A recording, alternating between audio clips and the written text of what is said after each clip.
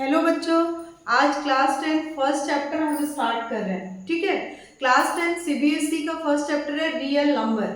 आज हम डिस्कस करेंगे। सबसे पहले तो इसमें क्या क्या टॉपिक हमको पढ़ना है। फर्स्ट है हमारा fundamental theorem of arithmetic. Second है इरेशनल नंबर। अब 9th में पढ़े हो, लेकिन यहाँ पे इरेशनल को प्रूव करने का है और एलसीएम एचसीएफ का कंसेप्ट है। तो चलो स्टार्ट करते हैं। पहला अपना कंसेप्ट है आपके एनसीईआरटी बुक के हिसाब से आज का ये वीडियो है। फिर नेक्स्ट क्लास में हम एक्स्ट्रा क्वेश्चंस करेंगे। Theorem 1.1 fundamental theorem of arithmetic. एकदम ध्यान से समझना।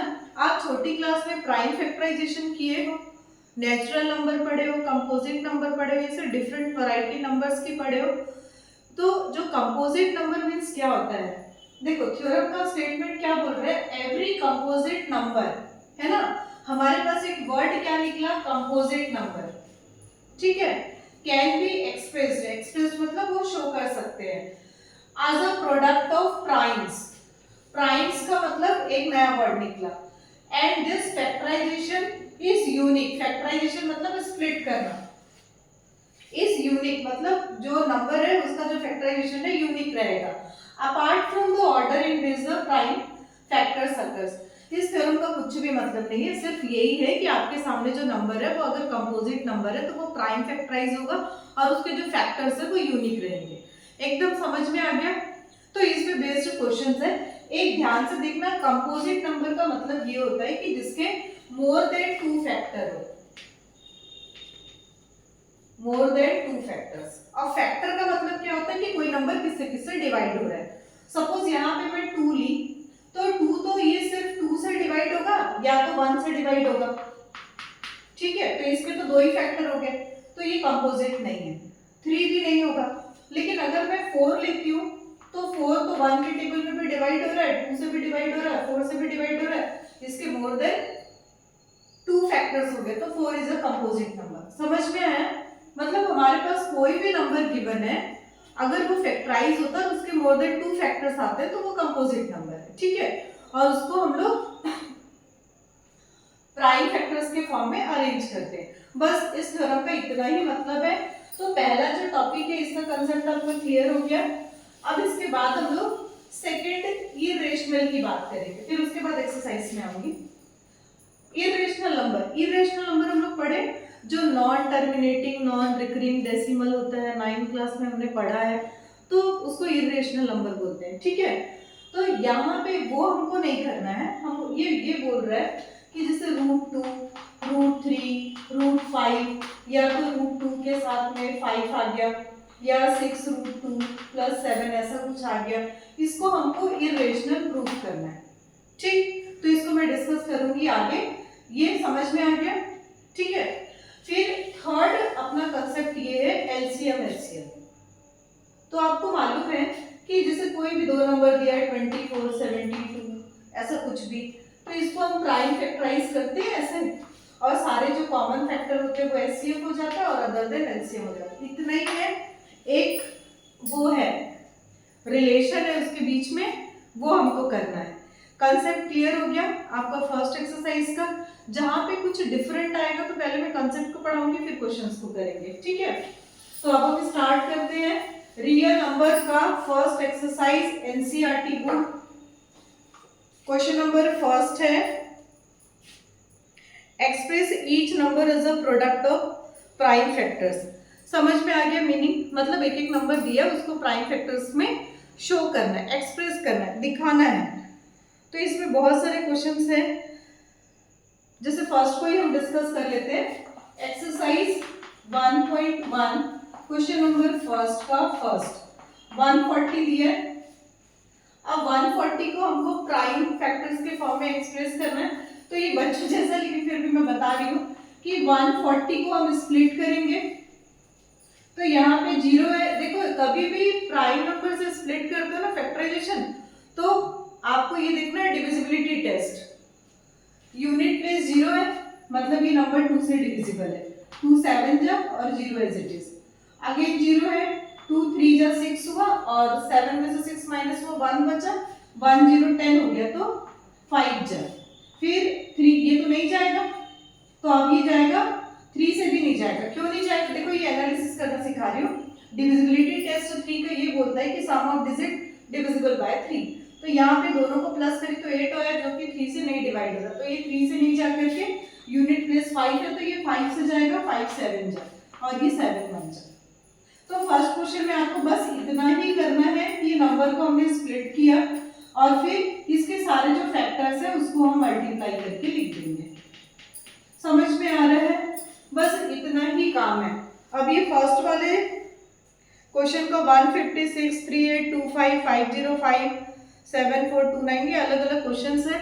ये तो प्राइम फैक्टराइज हो जाएगा, मैं इसको बहुत ज़्यादा नहीं बता रही हूँ क्योंकि बेटा आपको समझ के करना है। कुछ डाउट हो, कहीं कंफ्यूज हो तो आप कमेंट बॉक्स में देना, या तो इसका वीडियो बनाना आप कमेंट में कर देना, मैं बना दूंगी, लेकिन इतना आपको समझ में आना चाहिए। और अगर नहीं बन रहा है तो भी आप वीडियो के लिए रिक्वेस्ट डाल देना, बना दूंगी मैं। क्लियर हो गया? अब सेकेंड क्वेश्चन है। सेकेंड क्वेश्चन क्या है?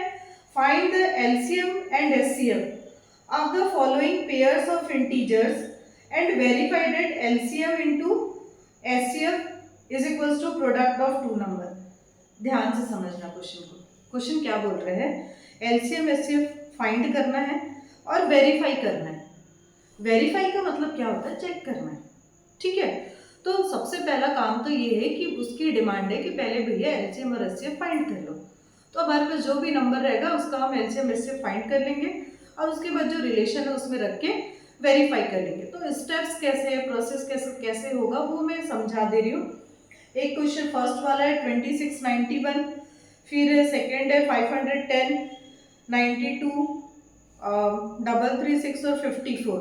मैं 336 और 54 को बता रही हूँ, दो क्वेश्चन आप लोग कर लेना। ठीक, क्वेश्चन नंबर सेकेंड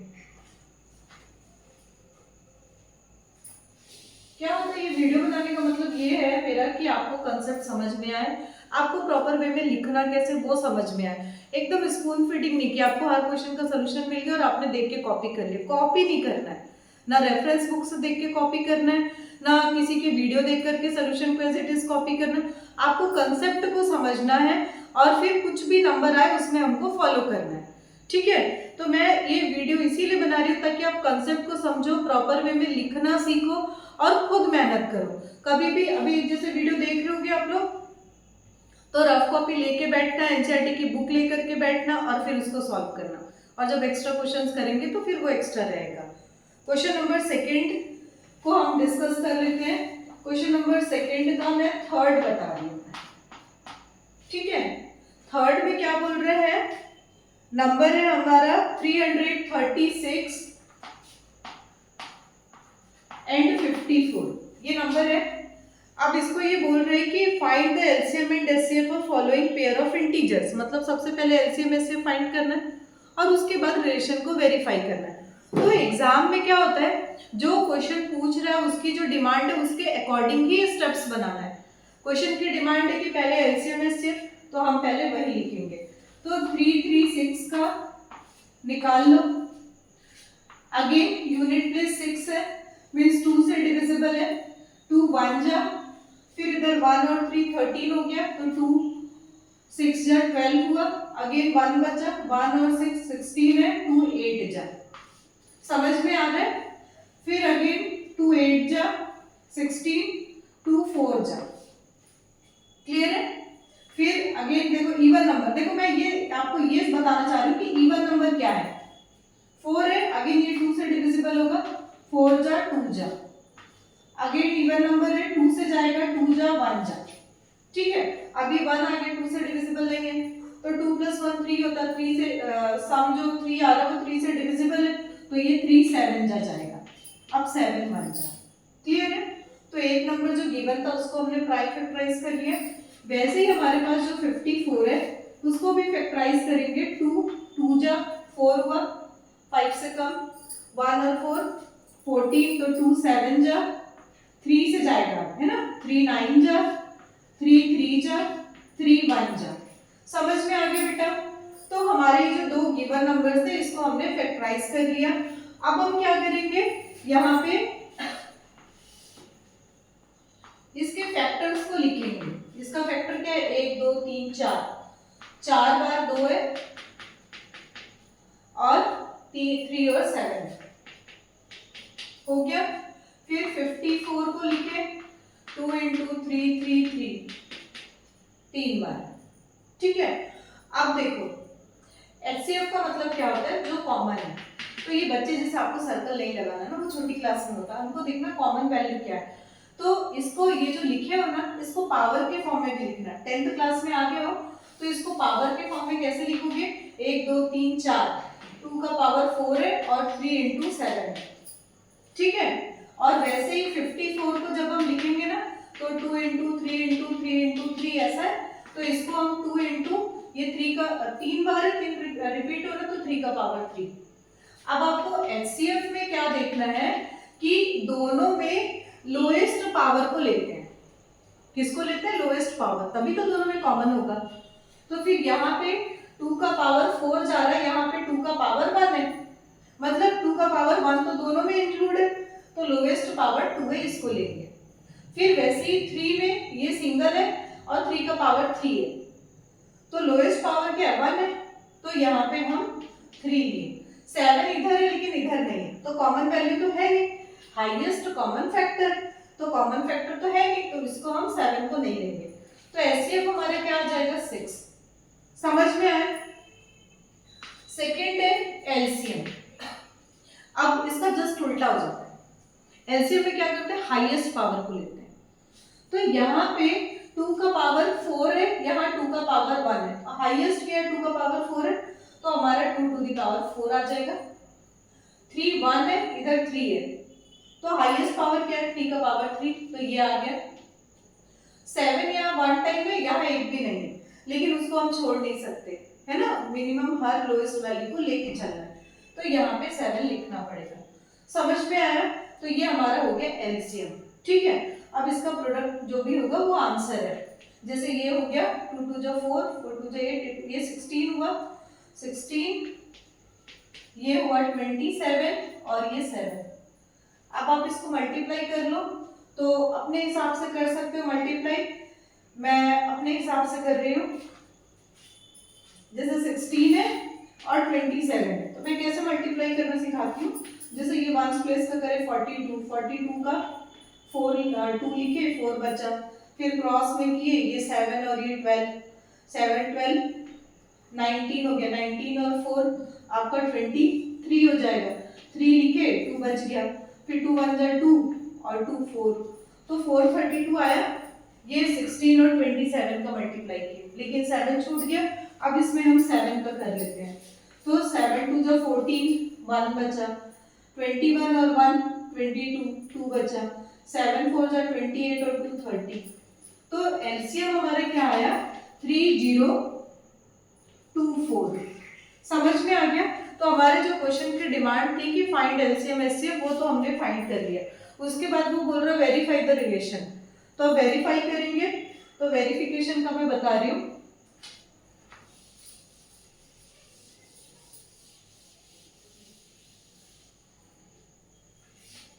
ऐसे लिख लेना वेरिफिकेशन।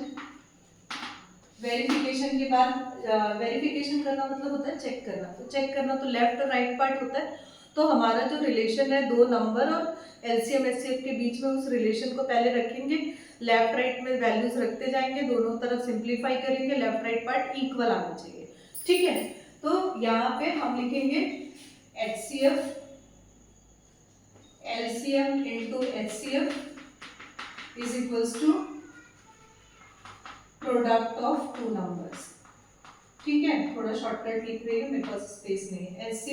LCM कितना आया, 3024। अच्छा, लिखने का तरीका भी, जैसे ये इक्वल है ना, ये इक्वल लगेगा, लेफ्ट में जो है वो लेफ्ट में रहेगा, राइट में जो है राइट में, इधर का उधर नहीं करना, पूरा मार्क्स कट जाएगा। LCM है 3024, HCF हमारा आया 6, ठीक है। प्रोडक्ट ऑफ टू नंबर, तो टू नंबर्स क्या जो हमको गिवन है, 336 और ये 54, ये गिवन है। अब इसको मल्टीप्लाई करो, ये 6 4 जा 24, 2 बचा, 6 2 जा 12 और 2 14, 1 आया, फिर इधर 1 आ जाएगा, 0 है, फिर ये 18, ठीक है। इसका प्रोडक्ट तो ये आ गया, मतलब ये आंसर इधर आना चाहिए। अब देखो यहाँ ट्रिपल डिजिट है या 2 डिजिट है, कैसे करें मल्टीप्लाई। तुम लोग ना जनरल रूल को छोड़ो, जैसे बताती हूँ ना वैसे किया करो। जैसे 336 है, जो बड़ा डिजिट है ना उसको ऊपर रख लेना और नीचे छोटे वाले को, ठीक है। अब कैसे करोगे, ये वंस वंस का 24 आया, 24 को 4 लिखी, 2 बचा, साइड में लिखते जाओ।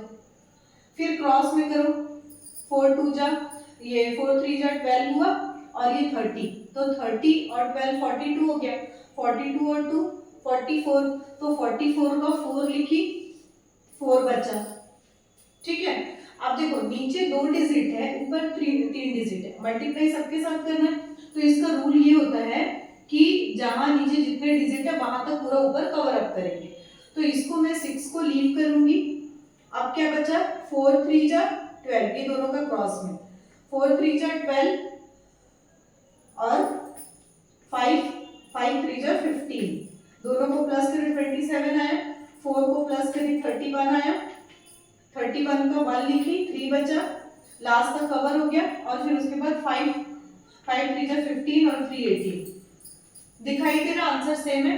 हाँ, एक चीज मैं बोल रही हूँ, वैदिक मैथ्स में कुछ कुछ ऐसे ट्रिक्स डालती हूँ ना, उसको तुम लोग देखा करो, ताकि ना ये जो कंसेप्ट अगर मान लो कंफ्यूज हो रहे हो कि मैम कैसे मल्टीप्लाई कर रही है, समझ में नहीं आ रहा, तो ये डिटेल इसका रूल्स के साथ में वीडियो है, उसको देखना, अच्छे से समझ में आ जाएगा। तो देखो ये दोनों को मल्टीप्लाई करें ना, तो ये 18144 है। समझ में आया कि नहीं?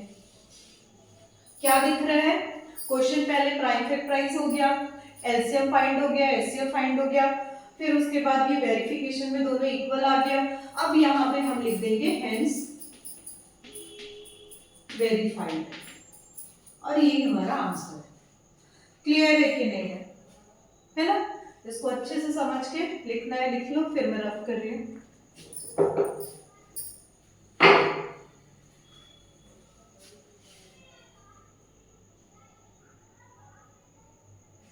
सेकेंड क्वेश्चन पूरा ऐसे ही बनेगा, बना लेना आप लोग। कहीं डाउट होगा तो फिर मेरे को कमेंट बॉक्स में भेजना, मैं फिर से वीडियो बना दूंगी मैं।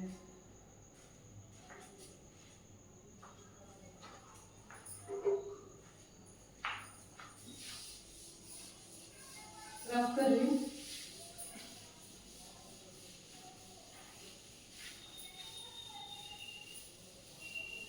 लिखने का तरीका समझ में आ रहा है? ऐसे ही सारे क्वेश्चंस को करना। क्वेश्चन नंबर 3 क्या बोल रहे हैं, find the LCM and HCF of the following integer by applying the prime factorisation method. एकदम बच्चों जैसा, प्राइम फैक्टराइजेशन मेथड मतलब यही फैक्टराइज करना है, और फिर जो नंबर दिया है उसका एलसीएम और एचसीएफ निकालना है, ये आराम से बन जाएगा, टाइम पास नहीं करना है ना, ये बना लेना, ठीक। फोर्थ क्वेश्चन क्या बोल रहे हैं, गिवन डेट एचसीएफ है 306 और 657, दो नंबर है, एचसीएफ गिवन है, एलसीएम फाइंड करना। हाँ, ये क्वेश्चन बता रही हूँ। क्वेश्चन नंबर 4 है आपके एक्सरसाइज का। यहाँ पे गिवन क्या है, एचसीएफ किसका किसका, 306 और 657, ठीक है, और इसका एचसीएफ है 9। अब बोल दिया है एलसीएम 657। अब एक चीज बता रही हूँ, मार्क्स कहाँ कटते हैं, एचसीएफ दिया है, एलसीएम फाइंड करना है। क्वेश्चन में बोला क्या प्राइम फैक्टराइज करके करना है, नहीं बोला। क्वेश्चन क्या चाह रहा है कि आप ये क्वेश्चन रिलेशन से निकालो, समझ में आया? तो इसको प्राइम फैक्टराइज करने लगोगे और फिर पूरा करोगे तो जबरदस्ती का टाइम वेस्ट है, 1 मार्क का क्वेश्चन है। तो इसको कभी भी ऐसा क्वेश्चन आता है ना, तो आपको 2 नंबर यहीं से मिल गए, एक एचसीएफ आ गया, और हमारा फॉर्मूला क्या है, एलसीएम इनटू यहाँ पे प्रोडक्ट ऑफ 2 नंबर्स।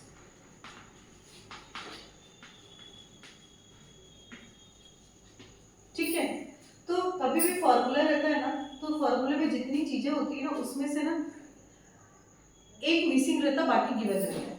ये अपने दिमाग में एकदम अच्छे से बिठा लो, चाहे मेंसुरेशन है चाहे कुछ हो, एक मिसिंग हो गई, ज्यादा होगा तो 2 मिसिंग होगा, तो कहीं ना कहीं हिंट दिया रहेगा। अब यहाँ एलसीएम फाइंड करना है, एलसीएम को हम छोड़ देते हैं क्योंकि भैया इसको तो फाइंड ही करना है। एचसीएफ कितना है, 9 है। अब प्रोडक्ट ऑफ 2 नंबर, ये 2 नंबर पता है, इसको मल्टीप्लाई कर दो, 306 और 657। समझ में आ गया?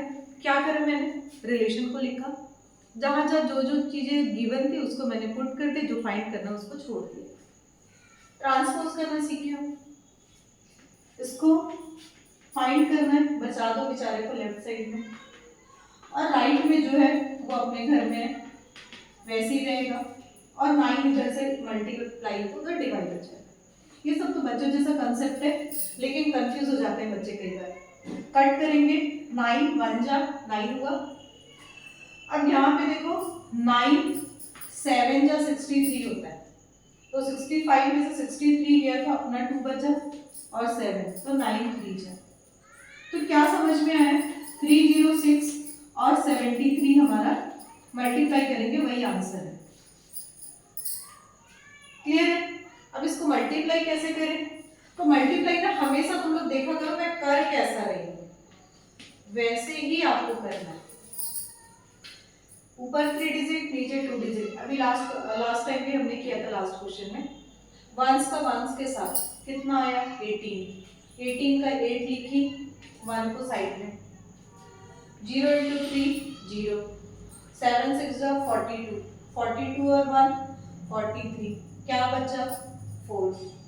ठीक है, फिर अब यहाँ पे 3 डिजिट है तो एक को मैं लीव कर दी, तो अब क्या हो रहा है क्रॉस में करना है, 3 जा 9 और 7 इंटू 0 ये तो 0 हो जाएगा, तो 9 और इधर 4 बचा था, तो कितना हो गया 9 और 4 13 का 3 लिखी 1 बचा। ठीक है, फिर लास्ट था 7 3 जा 21 और जो 1 है उसको मिला दो तो 22। समझ में आ रहा है कि जा रहा है, 223338। मैक्सिमम टाइम तो कैलकुलेशन में जाता है, कैलकुलेशन करना पड़ेगा, ट्रिकी तरीके से सीख लो, है ना, तो मजा आ जाएगा। ये आपका आंसर है, एलसीएम फाइंड हो गया। नहीं तो आप क्या करते, इसको फैक्टराइज करते, इसको फैक्टराइज करते, पूरी मेहनत करते, लास्ट में आना आपको इतना भयानक किया, तो ऐसे करना है। क्लियर हो गया? फोर्थ क्वेश्चन, ठीक, लिख लो इसको, चाहे स्क्रीनशॉट ले लो। Question number 5 most important question है, ऐसे क्वेश्चंस आते हैं एग्जाम में 5th 6th। मैं इसको रफ कर रही हूँ, क्वेश्चन नंबर 5 का कंसेप्ट बता रहे पहले।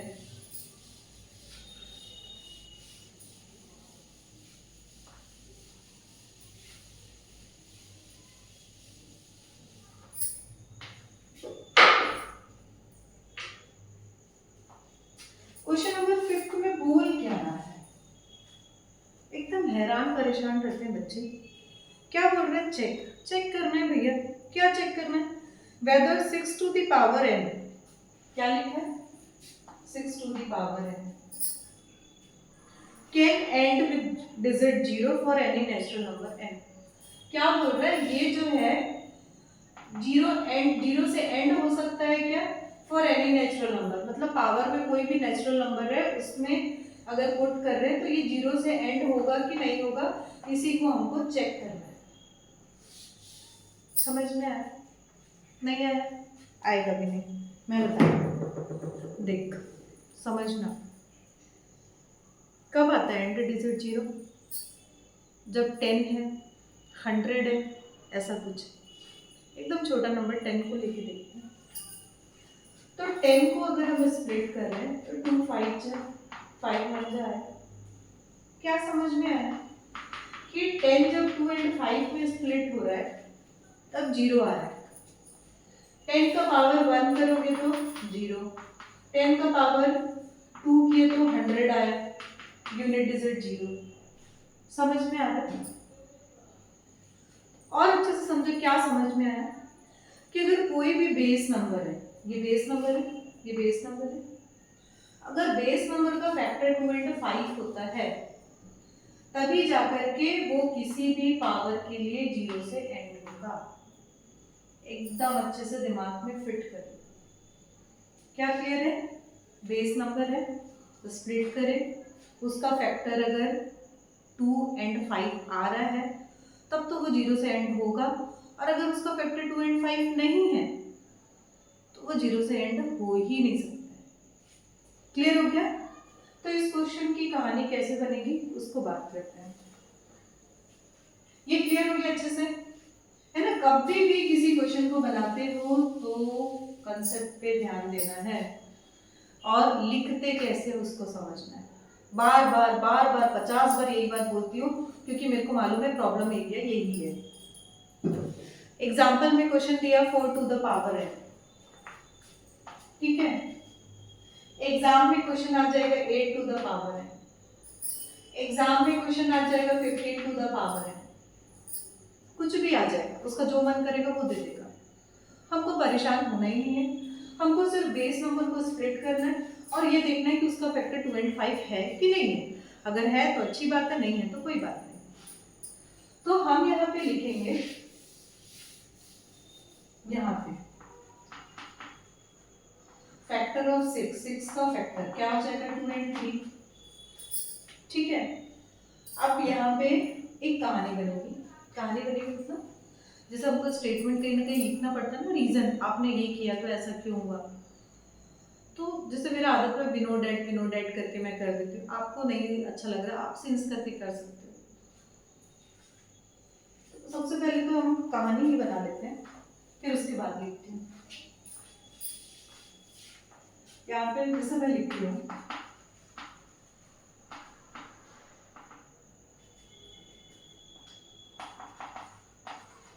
if factor of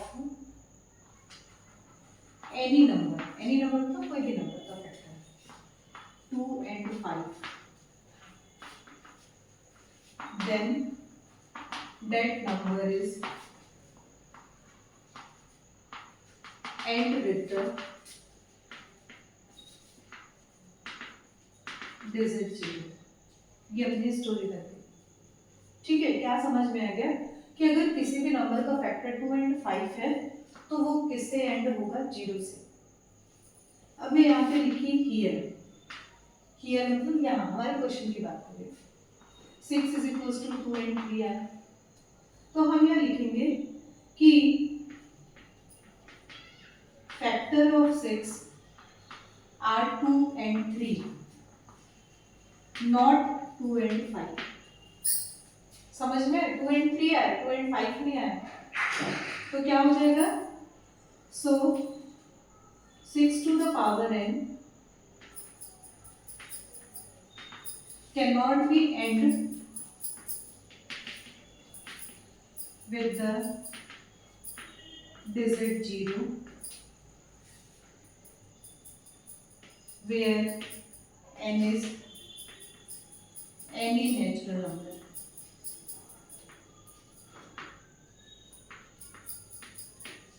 समझ में आ रहा है कि नहीं आ रहा। क्या लिखे, पहले कहानी बनाए, we know that factor of any number 2 and 5 then that number is end with the digit 0। फिर यहाँ पे लिख रहे हैं कि here 6 ये है, तो फिर यहाँ फैक्टर ऑफ 6 2 and 3 2 and 5 नहीं आया, तो therefore यह शो करके 6 to the power n cannot be end with the digit 0 where n is any natural number। समझ में आ गया, एकदम प्यार से पूरे मार्क्स मिलेंगे, 2 मार्क का क्वेश्चन है। वैसे यहाँ पे 4 का पावर n एग्जाम्पल में दिया है, वो लिखा बहुत गलत तरीके से, उसको भी ऐसे ही लिखना। 4 को स्प्लिट करना 2 into 2 आया, वही कहानी रिपीट होगी, फैक्टर ऑफ 2 are 2 and 2 हो जाएगा, नॉट 2 and 5 और फिर ये। फिर अगर बोल देगा कि यहाँ पे 15 का पावर n, अगर क्वेश्चन आ गया तो 15 को स्प्लिट करें 3 into 5 आए, यहाँ पे वही कहानी रिपीट होगी, ऊपर का वही रहेगा, 15 is equals to 3 into 5 हो जाएगा, factor of 15 2 and 3 and 5 not 2 and 5। ऐसा लिख करके पूरा का पूरा एज इट इज। स्ट्रक्चर समझ में आ रहा है, लिखना कैसे क्लियर है। इसको लिखना है लिख लो या स्क्रीनशॉट ले लो, मैं नेक्स्ट बता रही हूँ।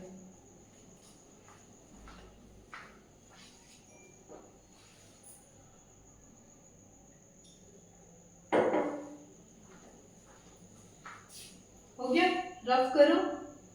चलो नेक्स्ट क्वेश्चन की तरफ जाते हैं।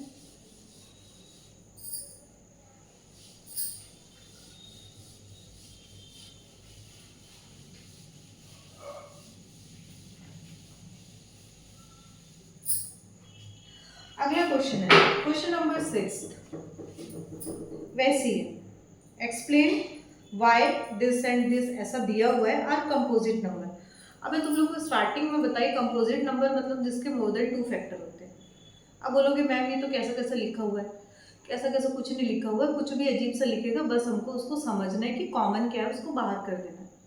ठीक है, तो इसमें 2 क्वेश्चन है, मैं सेकंड वाला बता रही हूँ मैं। ठीक, थोड़ा मेहनत तो करना पड़ेगा भैया, क्लास 10th में हर चीज स्पून फीडिंग की आदत नहीं, ठीक है, कंसेप्ट समझो, उस पर बेस्ड डिफरेंट डिफरेंट क्वेश्चंस करो। क्वेश्चन नंबर 6 है 7 6 5 4 3 2 1, ये पूरा लंबा सा सीरीज दिया है और +5, और बोल रहे हैं कि एक्सप्लेन करना है कि why this number is a composite number. देखो ध्यान से 7 6 5 4 3 2 1 और प्लस के बाद ये आपको मालूम है टर्म का डिवीजन कैसे होता है, प्लस और माइनस के साथ। मतलब ये टर्म हमारा 1 है, ये टर्म हमारा 1 है, इस टर्म में 5 है, इस टर्म में भी 5 है, दिख रहा है। हम क्या करेंगे 5 को बाहर लेंगे। अब दोनों टर्म में से कॉमन है, जो कॉमन रहता है बाहर ले लेते हैं, बचा क्या 7 × 6, 5 तो बाहर चला गया, 4 3 2 1 और प्लस का साइन, और फिर ये 5 बाहर हो गया, इधर 1 बचा। समझ में आ रहा है। अब क्या हुआ, ये इतना है, इसको यहाँ पे भी छोड़ा जा सकता है ना, लेकिन फिर भी मैं एक स्टेप कर दे रही हूँ। यहाँ पे देखो मल्टीप्लाई कैसे करोगे, ये 6 हुआ, ये 6 है, 6 6 जा 36, 36 हुआ। अब ये 7 4 जा 28, दिख रहा है, तो 28, तो मैं इसको क्यों ना ऐसे लिख दूं 36 × 28 + 1। अब इसको करना है तो और एक स्टेप बना सकते हो, चाहे ऐसा भी छोड़ दोगे। तो क्या समझ में आ गया कि हमारा ये जो नंबर है ना, तो कोई भी नंबर 1 से तो डिवाइड होगा ये मालूम है, और नंबर इटसेल्फ मतलब खुद के नंबर से वो डिवाइड होगा ये भी हमको पता है। अब दोनों में एक कॉमन वैल्यू 5 आ गई, 5 आ गया मतलब क्या है, ये नंबर पूरा 5 से भी डिवाइड हो रहा है, तो फिर हम डायरेक्ट लिख सकते हैं कि जो भी number have more than 2 factor there is so this number is a composite number. Direct हम लिख सकते हैं ना। अगर हमको लग रहा है कि इतना बड़ा कैलकुलेशन करेंगे, लिखेंगे और इतना भयानक सा लाएंगे, वो आपको लाना ही नहीं है। वो 1 मार्क का क्वेश्चन है, वो बस ये बोल रहे हैं कि आपको समझना है कि कंपोजिट है तो क्यों है। समझ में, मैं इतना मेहनत करी, इतना भी जरूरत नहीं है करने का बेटा, एग्जाम में आपके पास टाइम ही नहीं रहेगा।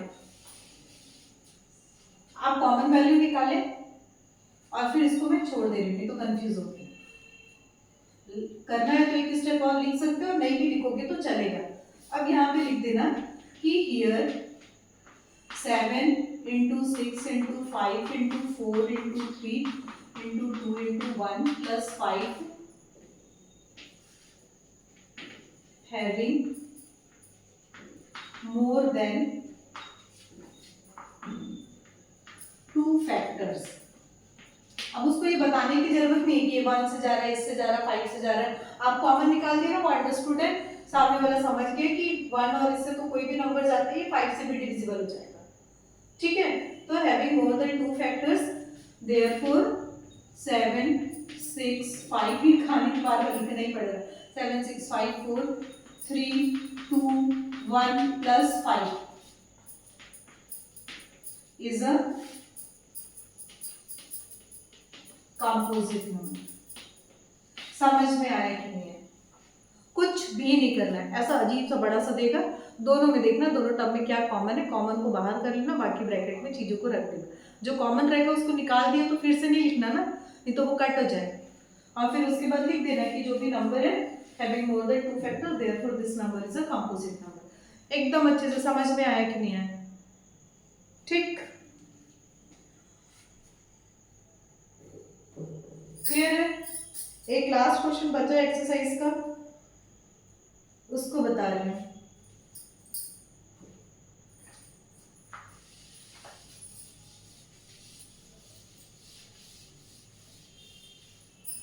लास्ट क्वेश्चन क्या है समझना, वर्ड प्रॉब्लम आता है, स्टेटमेंट को पढ़ना है, पढ़ करके आइडेंटिफाई करना यहाँ पे एचसीएफ जा रहा है कि एलसीएम जा रहा है। ठीक है, जैसे यहाँ पे क्वेश्चन क्या बोल रहे हैं, there is a circular path around a sports field. ठीक है, ये सर्कुलर पाथ बनाती है। अब ये बोल रहा है कि Sonia takes 18 metre to drive 1 round. Sonia करके एक बच्ची है, ये इसको पूरा एक राउंड करने में वो कितना ले रही है टाइम, 18 मिनट्स। ठीक है, और यहाँ पे बोल रहे वाई, जबकि जो रवि है, रवि कितना टाइम ले रहा है, 12 मिनट्स। ठीक है, फॉर द सेम पाथ को कवर करने में। अब ये बोल रहा है suppose they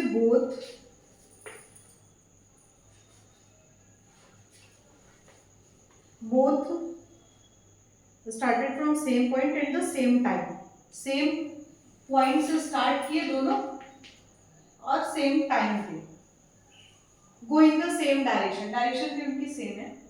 after how many minutes, कितने मिनट के बाद they will meet again at the starting point, वो स्टार्टिंग पॉइंट पे कितने मिनट के बाद पहुंचेंगे।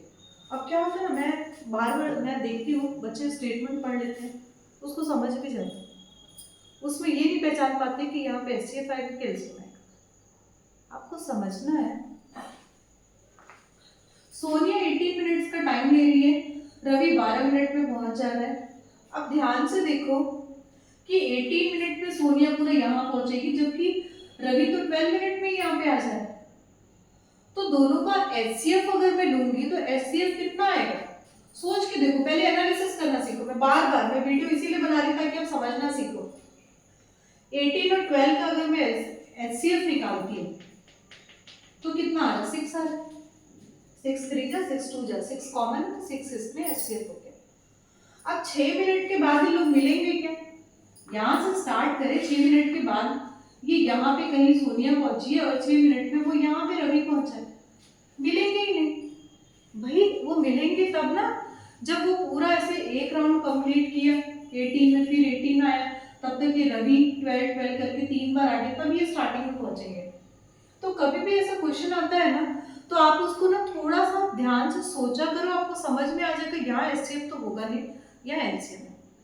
और 90% क्वेश्चन आपका एलसीएम का आएगा, लेकिन कुछ क्वेश्चन ट्विस्ट करके एचसीएफ पूछ सकता है। ठीक, तो यहाँ पे हमको क्या मिला कि एलसीएम नहीं, एचसीएफ नहीं फाइंड करना है, हमको एलसीएम फाइंड करना है। क्लियर है कि नहीं। अब इसको लिखोगे क्वेश्चन नंबर 7, क्या लिखोगे, सोनिया टेक्स 18 मिनट्स,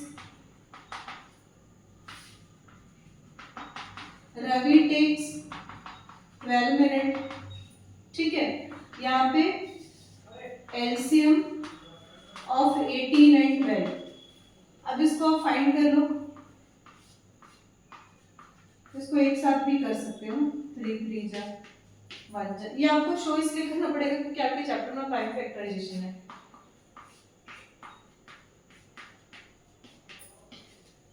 यहाँ पे 18 आ गया, 2 इंटू 3 इंटू 3, पावर के फॉर्म में लिखोगे तो 3 2 जा। फिर 12 को लिखोगे तो 2 इंटू 2 इंटू 3, पावर के फॉर्म में तो पावर 2 का पावर 2 और 3। और हमको पता है कि एलसीएम मतलब क्या होता है, हाईएस्ट पावर को हम लेते हैं। तो 2 का पावर 1 है, 2 का पावर 2 है, तो 2 का पावर 2 आएगा, और 3 का पावर 2 है, इधर 3 का पावर 1 है, तो हाईएस्ट पावर 2 है। यहाँ 3 3 जा 9 और ये 4, 9 4 जा 36, तो 36 मिनट इसका आंसर है। समझ में आया। अब उसका कंक्लूजन लिख लेना कि both meet after 36 minutes, therefore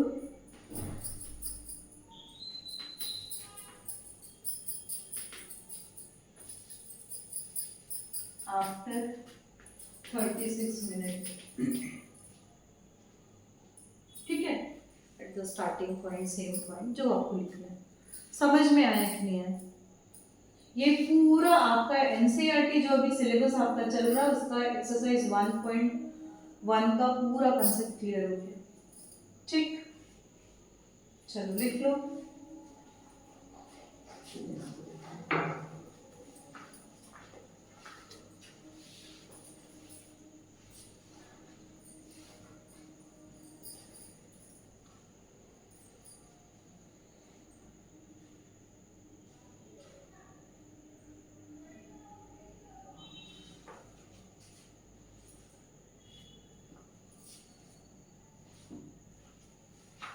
second exercise का कंसेप्ट है, 2 क्वेश्चन बता रही हूँ, फिर पूरा का पूरा चैप्टर कंप्लीट हो जाएगा।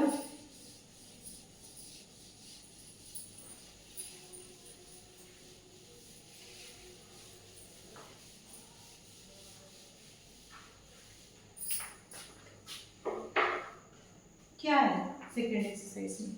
√2 √3 इसको इरेशनल प्रूफ करना है। कंसेप्ट को समझना। 9th क्लास में भी कई बार हम थ्योरम पढ़े हैं, तो जहाँ पे इसे प्रूफ करना रहता था तो कई बार हम क्या करते थे, उसका उल्टा अज्यूम करते थे। कुछ स्टेप्स बनाते थे, फिर बाद में पता चलता था अरे हमने जो अज्यूम किया वो तो रॉन्ग हो गया, तो भैया हम गलत थे और फिर ये ऐसा। ठीक है, सेम वही चीज है। आपका सेकेंड एक्सरसाइज है, एग्जाम्पल के क्वेश्चंस है। मैं एक क्वेश्चन बताऊंगी, जैसे एग्जाम्पल में √3 दिया हुआ है ना, √2 दिया हुआ है, एक्सरसाइज में √5 दिया हुआ है। मैं √5 को बता रही हूँ, कंसेप्ट बता रही हूँ, स्ट्रक्चर बता रही हूँ, पूरा लिखना कैसे बता रही हूँ, आप अलग अलग नंबर में फिट करते जाना। ठीक है, तो फर्स्ट है यहाँ पे एक्सरसाइज आपका 1.2, क्वेश्चन नंबर फर्स्ट। क्या बोल रहे हैं भाई क्वेश्चन? प्रूफ करना है। क्या प्रूफ करना है? √5 इज इरेशनल। एकदम ध्यान से सुनिए, एक क्वेश्चन एग्जाम में आएगा ही आएगा। कभी √5 देगा, कभी √2 देगा, √3 देगा, √7 दे देगा, √11 दे देगा, कुछ भी दे देगा। रूट के अंदर सिंगल डिजिट में ना, सिंगल डिजिट नहीं बोलना चाहिए, सिंगल नंबर है। ठीक है, तो इसको कैसे प्रूव करें उसका कंसेप्ट। अभी मैंने क्या बोला, कई बार हमको क्या होता है कि जो चीज दिया है ना उसका उल्टा हम अज्यूम करते हैं। अब यहाँ पे बोल रहा है प्रूव करना है कि ये इरेशनल है, तो इरेशनल का उल्टा क्या होगा? रेशनल होगा। तो हम क्या अज्यूम करेंगे? Let √5 be a rational number. समझ में? तो जब इसको मैं सॉल्व कर रही हूँ तो क्या हो जाएगा? प्रूफ वाला part, let √5 be a rational number. क्या हमने अज्यूम किया? √5 बी अ रेशनल नंबर। तो रेशनल है तो क्या हो जाएगा? फ्रैक्शन में आएगा। फ्रैक्शन में आएगा मीन्स a/b के फॉर्म में लिख ली और ये √5। ठीक है, अब क्या करेंगे? यहाँ पे हम लिखना चाहे तो यहाँ पे लिख सकते हैं कि b is not equals to 0 और a and b positive integer, ऐसा करके हम यहाँ पे लिख सकते हैं a and b are positive integer, ये चाहो तो लिख सकते हैं। ठीक है, अब a इज इक्वल्स टू क्या हुआ? b इधर गया तो b √5 हुआ। क्लियर है? अब इसके बाद का कंसेप्ट ये कि इसको स्क्वायर करना है, तो हमको यहाँ पे लिखना पड़ेगा squaring both sides. Squaring both sides में क्या होगा? ये a का स्क्वायर हो गया, यहाँ पे b का स्क्वायर और √5 का स्क्वायर, तो 5 हो जाएगा। तो जब स्क्वायरिंग बोथ साइड्स करेंगे ना तो 5b स्क्वायर। आप चाहो ना तो एक स्टेप बना लेना कि इसका स्क्वायर, फिर उसके अगले स्टेप में ऐसा लिख देना। ठीक है, तो ये मैं एक हाईलाइट कर दे रही हूँ, इसको इक्वेशन नंबर 1। क्लियर है? क्या समझ में आ रहा है कि a जो है a² है, 5 का मल्टीपल दिख रहा है, या हम बोल सकते हैं कि 5 का डिविजिबल है। तो हमको यहाँ पे लिखना पड़ेगा कि therefore a² is a divisible by 5। ठीक है, और मल्टीपल बाय 5, आप कुछ भी मल्टीपल ऑफ 5 ऐसा कुछ भी लिख सकते हो जो आपको इजी लगता है। उसके बाद मैं यहाँ पे लिखूंगी, सीक्वेंस देखते जाना ना कहाँ किसके बाद क्या है।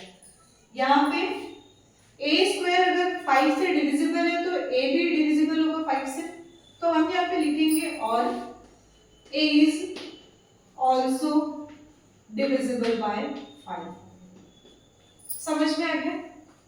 क्या समझ में आया कि पहले हमने क्या किया, उसको उल्टा अज्यूम किया कि रेशनल है।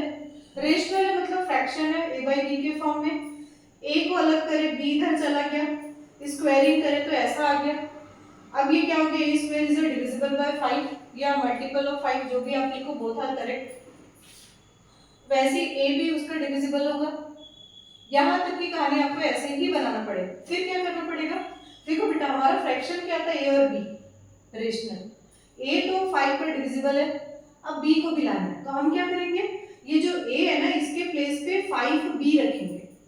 अगर आपके क्वेश्चन में यहाँ पे √11 आएगा तो आप 11c ऐसे रखोगे, 7 आएगा तो 7c रखोगे, √2 है तो 2c रखोगे। समझ में आ रहा है, मतलब जो नंबर है उसी को आपको रखना है। अब मैं यहाँ पे रखूंगी putting a is equals to 5c in equation number 1। 5c रख रही है तो क्या हो जाएगा, 5c का स्क्वायर a की जगह पे और ये 5b स्क्वायर। अब ये 25c स्क्वायर हुआ और यहाँ पे 5b स्क्वायर। अब ध्यान से देखो ये कटा, तो मैं ऐसा लिख सकती हूँ कि b स्क्वायर की वैल्यू आ गई 5c स्क्वायर, और ये एक इक्वेशन बन गया। सेम ध्यान से देखना, a square is equals to 5b square था, यहाँ पे b square is equals to 5c square है। मतलब क्या हुआ, a जो a से 5 से डिविजिबल हो रहा था, अब यहाँ b भी 5 से डिविजिबल हो रहा है, तो हमको वही पूरी की पूरी कहानी फिर से रिपीट करनी पड़ेगी यहाँ पे कि b square is a divisible by 5 और b is also a divisible by 5।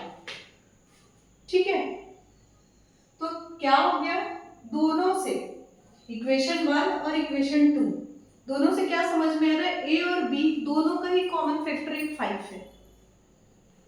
ठीक है, और आपके बुक में एक वर्ड है कोप्राइम। कोप्राइम का मतलब होता है कि दो नंबर के कोई भी कॉमन फैक्टर नहीं है, लेकिन हमारे पास तो कॉमन फैक्टर आ रहा है, तो हम यहाँ पे लिख सकते हैं from equation number 1 and 2 a and b are not coprime. Coprime रहता तो कोई भी कॉमन फैक्टर नहीं आता, यहाँ पे नॉट कोप्राइम मतलब दोनों का कॉमन फैक्टर है।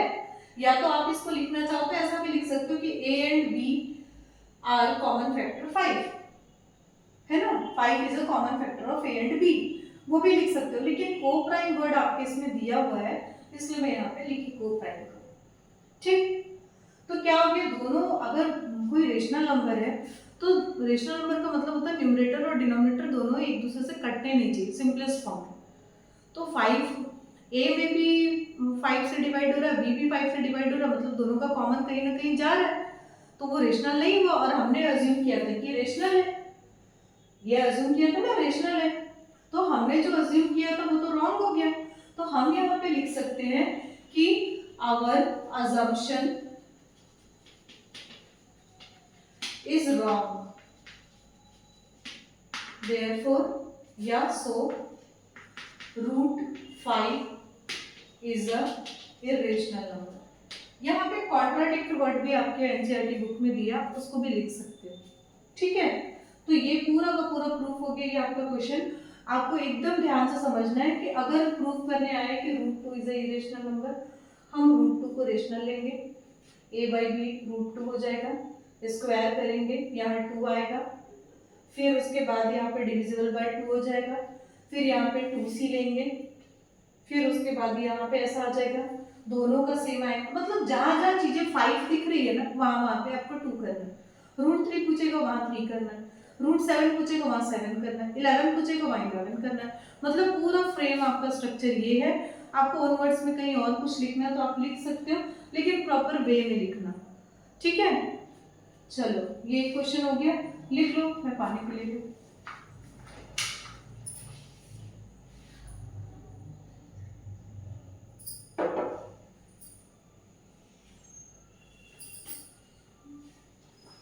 एक क्वेश्चन और लास्ट क्वेश्चन डिस्कस करेंगे, फिर खत्म करें।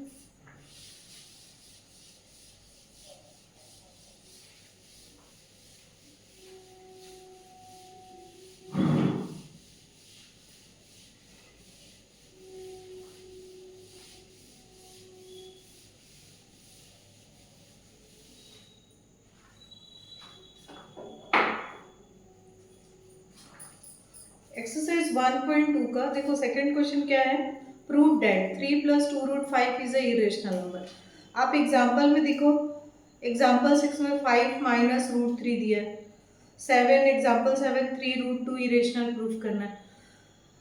क्वेश्चन नंबर 3 में प्रूव दैट फॉलोइंग इरेशनल 1/√2 ऐसा। तो सिंगल जो रूट वाला था वो तो मैंने बता दिया। अब क्या रूट के साथ में कुछ नंबर आ गया या दो टर्म आ गया तो आपको परेशान नहीं होना है, आपको लिखने का तरीका समझना है कि कैसे करना है।